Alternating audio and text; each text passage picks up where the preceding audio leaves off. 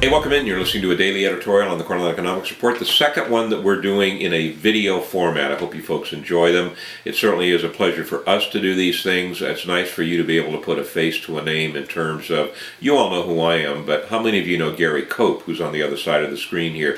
Gary's a good buddy of mine. We play a lot of golf together. We've done a lot of business together over the years. He and his wife and sons are good friends of ours. I'm also invested in both of his companies, so don't construe this as being arm's length information because I got an emotional attachment to these guys.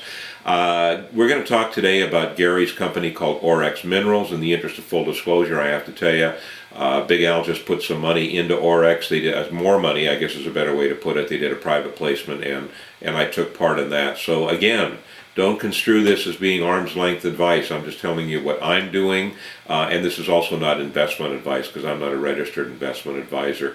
Aren't the caveats that we have to do down here interesting, Gary? It's amazing to me, why can't everybody just believe that, we don't have an ulterior motive here?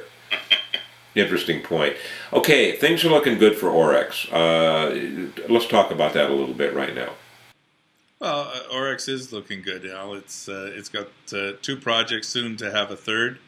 We have our Swedish project, which is our flagship project in northern Sweden, just 43-101, over 1 million ounces of gold, open pittable at just over 1 gram. We're going to be advancing that here with the money raised, bringing in AMEC to do a scoping study, and quite advanced.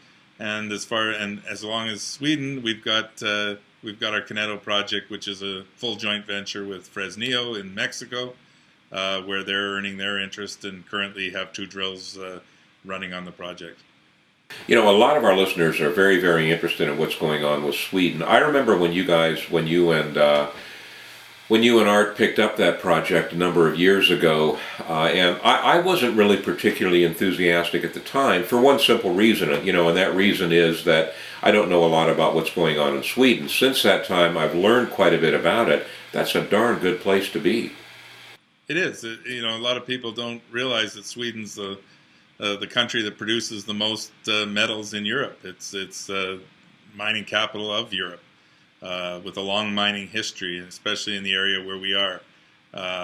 It's one of the impression of Sweden is one of efficiency, and, you think of IKEA, you think of, and Sweden is very much like that. I mean, it's been a pleasure to work in. Everything they tell you that, you need to do, as long as you follow the rules and listen to what people are telling you, everything goes like clockwork. And it's been a real pleasure to work in Sweden, and we look forward to staying there. We're looking for more deposits in Sweden.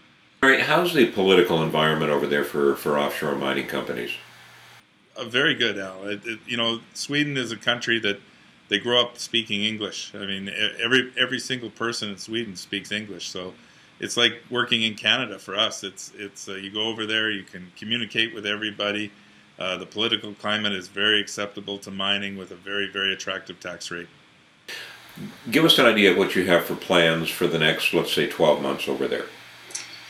We want to really expand the drilling program. We've got many targets that have never been drill tested, as well as expanding the known resource already.